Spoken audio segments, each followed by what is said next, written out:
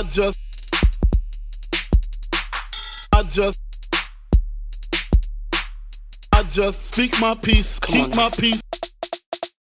What's good, y'all? Welcome to the Speak My Peace podcast. As always, I'm your host, Greg Lacey. Like we always do about this time, I hope this episode reaches you all in good health, good wealth, and that you're taking care of yourself and your loved ones because you know just how important that is. Now, last episode, I was getting into something good. I said we're going to break it off. We're going to break it into two parts. And so that's why I'm back to discuss that with y'all because I was definitely going on another 20, 30 minutes worth of material. So here we are now. To catch y'all up to speed, if this might be your first episode and you missed the last episode, please do go back and listen to the last episode. But we're going to get into this episode. So we were discussing the current state of affairs, the gender wars that are going on social media. And I was just about to get into a personal experience. So what led me to even delving into my personal experience was just this thought of, you know, we are on social media being vocal and in life, not just on social media because people are in life. We are being vocal about men and women, about who we want, what's desirable, what's not desirable. And it's very weird because while some people are in a state of mind to engage in a healthy relationship, a lot of people aren't. Which is why it's weird why a lot of us are doing this and degrading people when we're not even ready to be in a relationship in the first place, a healthy relationship in the first place. And that is what really drew me to my personal experience because I've been in that place. I've been in that place multiple times, unfortunately, to where I have believed that I was ready to be in a healthy relationship and I wasn't. And despite that, obviously you have preferences. I don't know how everybody else going to dating, but for me, before I get into a serious relationship, obviously there has to be chemistry there. We have to know each other. We have to click, wherever the case it may be, and then also have to be attracted to you. And what attracting is for me is just my preferences. I don't feel like my preferences are just one ideal person, but a lot of times I base my preferences based off the person I'm dealing with. Like I can line up a lot of women I've dealt with and physically, they don't have a lot in common. I've dated tall women, I've dated short women, dated black women, I dated non-black women. I've dated non-black women who weren't white but looked white. I dated different black women who are different shades and colors. I have dated people with different body types, whatever the case it may be, and a lot of those things have happened. What drew me to speaking about my personal experience is that I've gone into a relationship and have had my preferences about this is what I want, this is what I like, and have gone away from that preference because of I still found this person attractive despite my preferences. I'm not going to degrade somebody. I'm not going to put somebody down because they are my preference. I think that a lot of times in dating, you know, we can have preferences. Whether you live and die by that is up to you. But, you know, a preference is just a preference. This is what I prefer. If you don't know what prefer means, then look it up in a dictionary and move forward with that. But that's just what a preference is. This is what I prefer. If I have a lineup of different options, what I prefer is this type of person. This person who have this qualities, this person who appears this way physically, and so on and so forth. And so that's the thing with a preference. Like I've been in a situation to where somebody wasn't my preference and it worked out. It worked out longer than any other relationship prior to that. And despite that person not being my preference, we still clicked off. We still had chemistry. We still were good friends. And so I can't speak for nobody else, but I tried to make it work. In that relationship, you know, this person wasn't my race preference. My preference are black women. This person wasn't black. And so I had to put that to the side because while this is what I prefer, this is not what I'm with. And this is still the person that I am attracted to, physically and mentally at the point. Another one of my preferences on the list is work ethic. I personally don't like to date lazy people And what I mean by lazy people is just like I don't mean people who are out here fit and playing basketball, running track, play volleyball, whatever the case may be. I just want you not to be lazy. I don't want somebody that's going to be laid up in the bed all day long. I want somebody that spends all their day just sitting down on the couch, on scrolling on social media, wherever the case may be. That's what you want. That's what you do.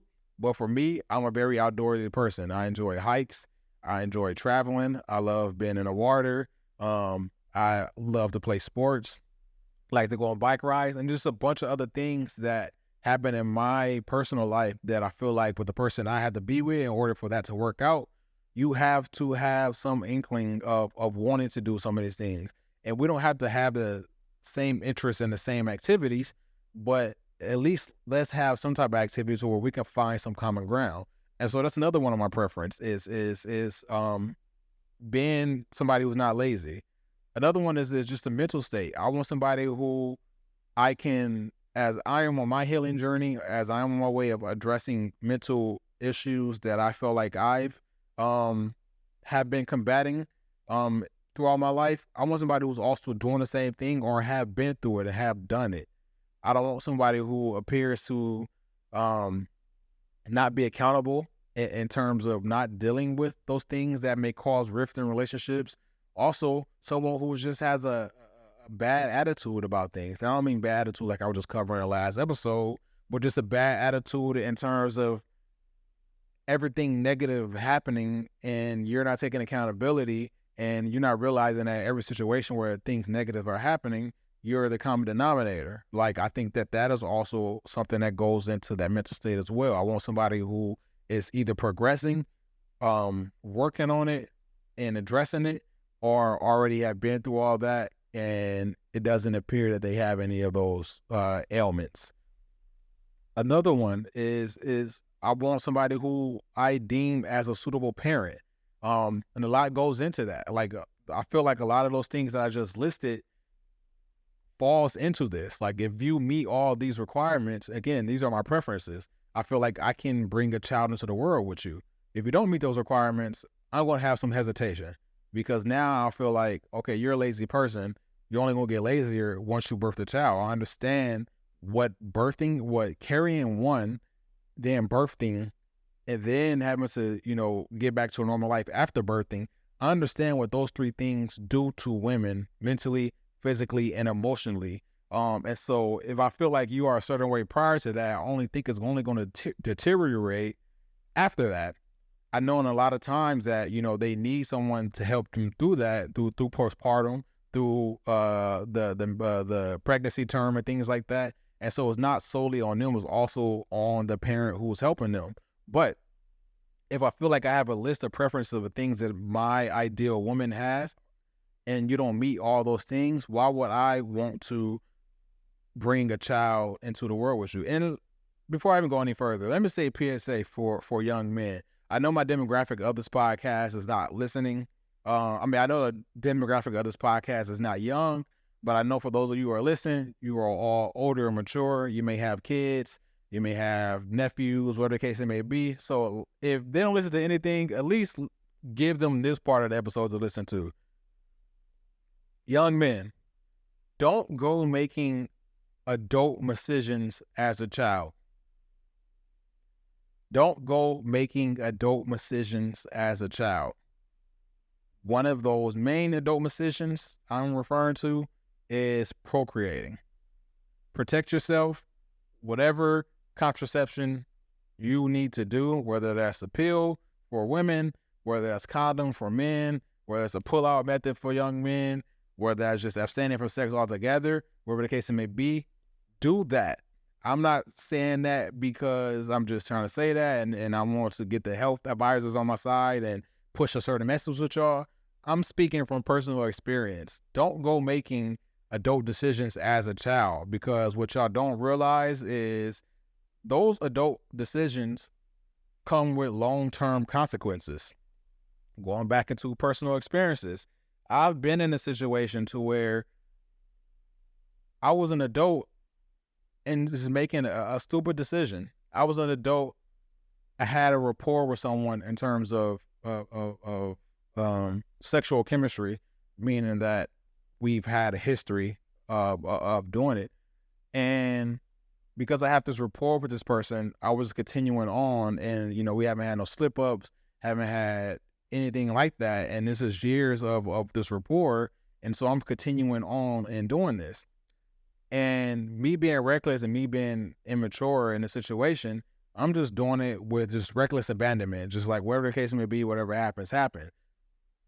It took my therapist asking me a simple question for me to say, "Oh shoot, I have to stop doing that."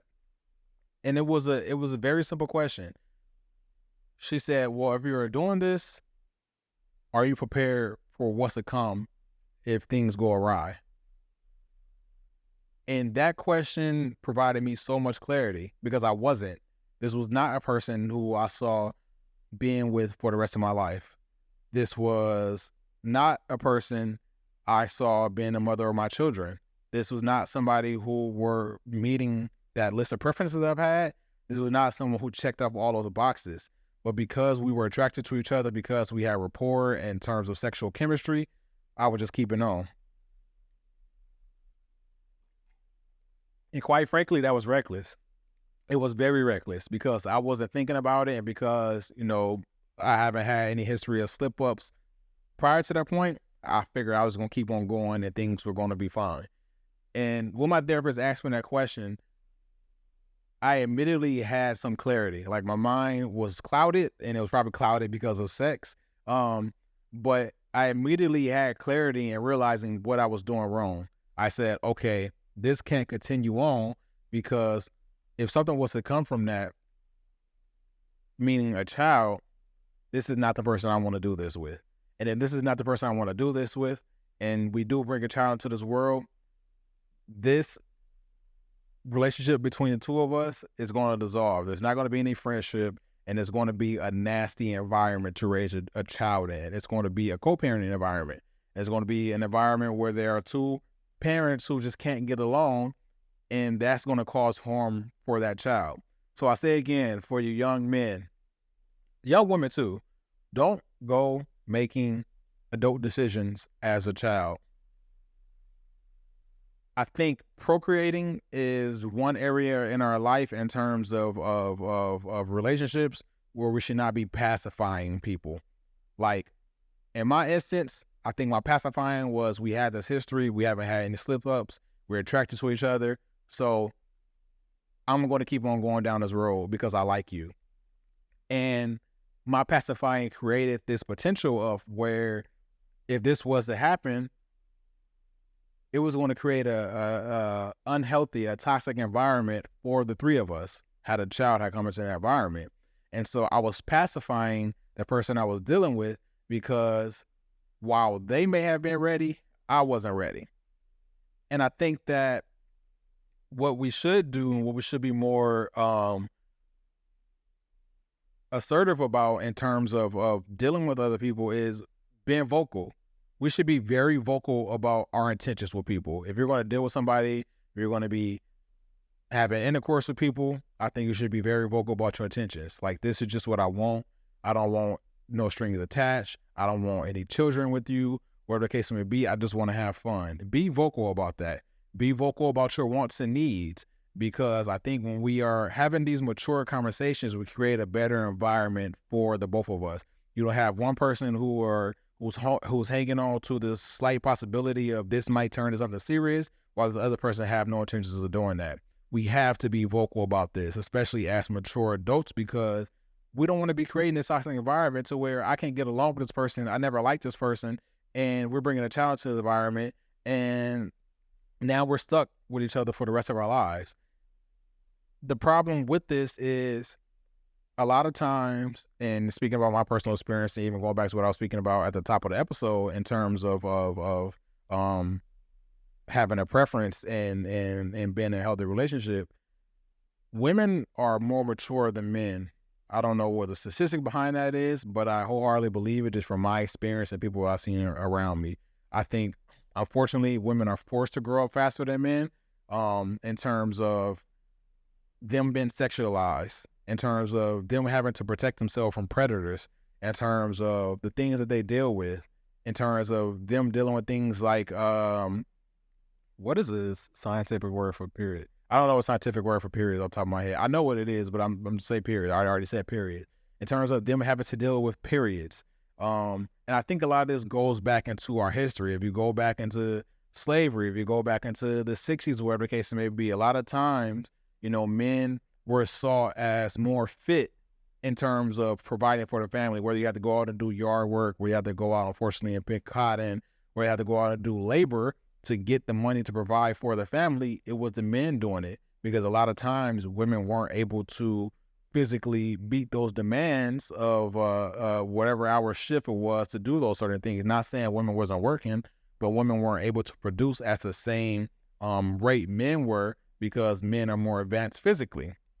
And so because of that, women stayed home and raised the children.